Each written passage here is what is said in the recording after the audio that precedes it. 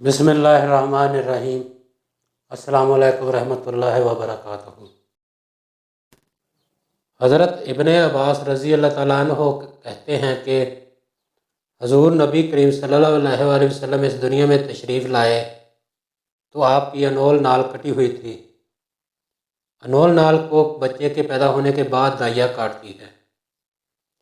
آپ ختنہ شدہ پیدا ہوئے۔ عبد المطلب یہ دیکھ کر بے حد حیران ہوئے اور خوش بھی۔ وہ کہا کرتے تھے میرا بیٹا نرالی شان کا ہوگا۔ آپ کی پیدائش سے پہلے مکہ کے لوگ خشک سالی اور قحط کا شکار تھے، لیکن یوں ہی آپ کے دنیا میں تشریف لانے کا وقت قریب آیا، بارشیں شروع ہو گئیں، خشک سالی دور ہو گئی، درخت ہرے بھرے ہو گئے اور پھلوں سے لد گئے، زمین پر سبزہ ہی سبزہ نظر آنے لگا۔ پیدائش کے وقت آپ اپنے ہاتھوں پر جھکے ہوئے تھے، سر آسمان کی طرف تھا۔ ایک روایت کے الفاظ یہ ہیں کہ گھٹنوں کے بال جھکے ہوئے تھے، مطلب یہ کہ سجدے کی حالت میں تھے۔ آپ کی مٹھی باندھ تھی اور شہادت کی انگلی اٹھی ہوئی تھی، جیسا کہ ہم نماز میں اٹھاتے ہیں۔ حضور انور صلی اللہ علیہ وسلم فرماتے ہیں، جب میری والدہ نے مجھے جنم دیا تو ان سے ایک نور نکلا، اس نور سے شام کے محلات جگمگا اٹھے۔ آپ صلی اللہ علیہ وسلم کی والدہ سیدہ آمنہ فرماتی ہیں، محمد صلی اللہ علیہ وسلم کی پیدائش کے وقت ظاہر ہونے والے نور کی روشنی میں مجھے بصرہ میں چلنے والے اونٹوں کی گردنیں تک نظر آئیں۔ علامہ سہیلی رحمۃ اللہ علیہ نے لکھا ہے کہ جب آپ پیدا ہوئے تو آپ نے اللہ کی تعریف کی۔ ایک روایت میں یہ الفاظ آئے ہیں، اللہ تعالیٰ سب سے بڑا ہے، اللہ تعالیٰ کی بے حد تعریف ہے اور میں صبح شام اللہ کی پاکی بیان کرتا ہوں۔ آپ کی ولادت کس دن ہوئی، اس بات پر سب کا اتفاق ہے کہ وہ پیر کا دن تھا۔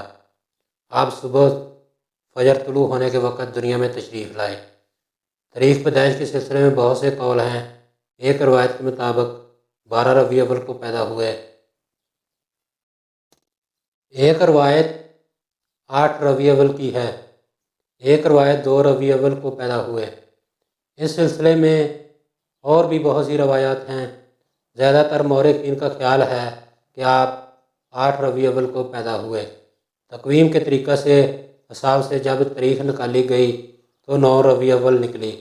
مطلب یہ کہ اس بارے میں بالکل صحیح بات کسی کو معلوم نہیں۔ اس پر سب کا اتفاق ہے کہ مہینہ ربیع الاول کا تھا اور دن پیر کا۔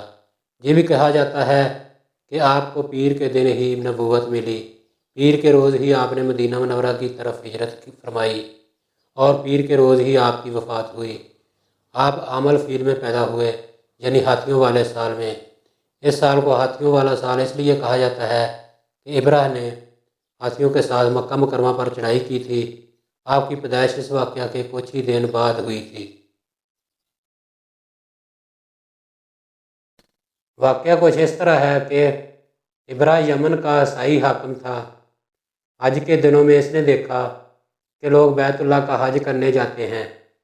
اس نے اپنے لوگوں سے پوچھا، یہ لوگ کہاں جاتے ہیں؟ اسے جواب ملا، بیت اللہ کا حج کرنے کے لیے مکہ جاتے ہیں۔ اس نے پوچھا، بیت اللہ کس چیز کا بنا ہوا ہے؟ اسے بتایا گیا کہ پتھروں کا ہے۔ اس نے پوچھا، اس کا لباس کیا ہے؟ بتایا گیا، ہمارے ہاں سے جو داری دار کپڑا جاتا ہے اس سے اس کی پوشاک تیار ہوتی ہے۔ ابراہ عیسائی تھا۔ ساری بات سن کر اس نے کہا، مسیح کی قسم، میں تم لوگوں کے لیے اس سے اچھا گھر تعمیر کروں گا۔ اس طرح اس نے سرخ، سفید، زرد اور سیاہ پتھروں سے ایک گھر بنوایا، سونے اور چاندی سے اس کو سجایا، اس میں کئی دروازے رکھوائے، اس میں سونے کے پترے جڑوائے، اس کے درمیان میں جواہر لگوائے، اس مکان میں ایک بڑا سا یاقوت لگوایا، پردے لگوائے، وہاں خوشبوئیں سلگانے کا انتظام کیا۔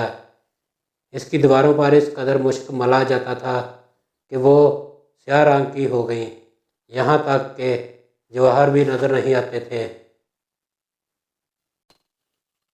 پھر لوگوں سے کہا، اب تمہیں بیت اللہ کا حج کرنے کے لیے مکہ جانے کی ضرورت نہیں رہی، میں نے یہیں تمہارے لیے بیت اللہ بنوا دیا ہے، لہٰذا اب تم اس کا طواف کرو۔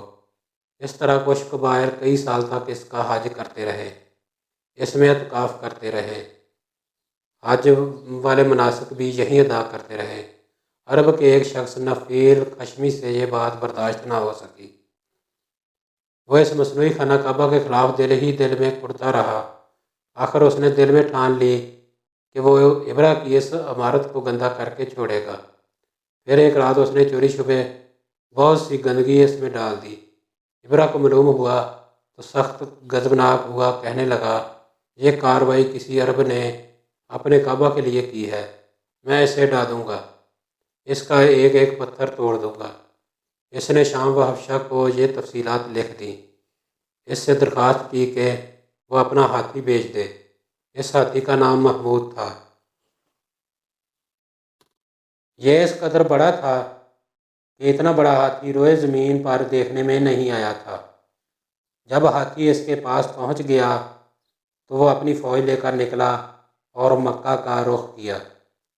یہ لشکر جب مکہ کے کرب و جبار میں پہنچا تو ابرا نے فوج کو حکم دیا کہ ان لوگوں کے جانور لوٹ لیے جائیں۔ اس کے حکم پر فوجیوں نے جانور پکڑ لیے، ان میں عبد المطلب کے اونٹ بھی تھے۔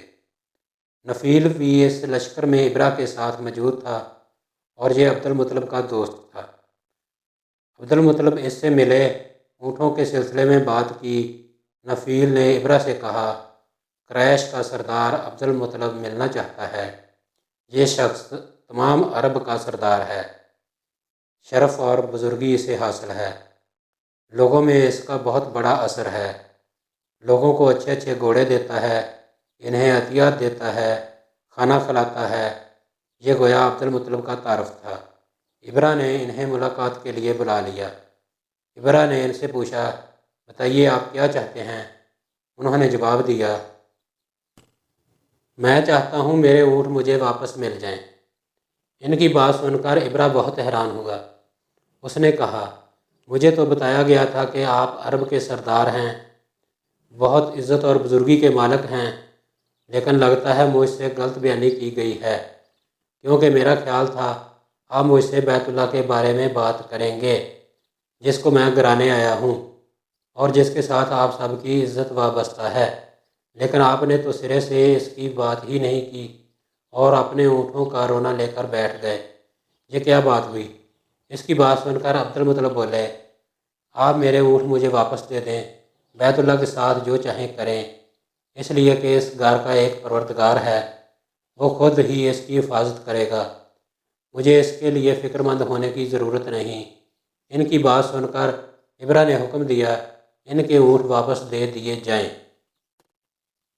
جب انہیں ان کے اونٹ واپس مل گئے تو انہوں نے ان کے سموں پر چمڑے چڑھا دیے، ان پر نشان لگا دیے، انہیں قربانی کے لیے وقف کر کے حرم میں چھوڑ دیا تاکہ پھر کوئی انہیں پکڑ لے تو حرم کا پروردگار اس پر غضبناک ہو۔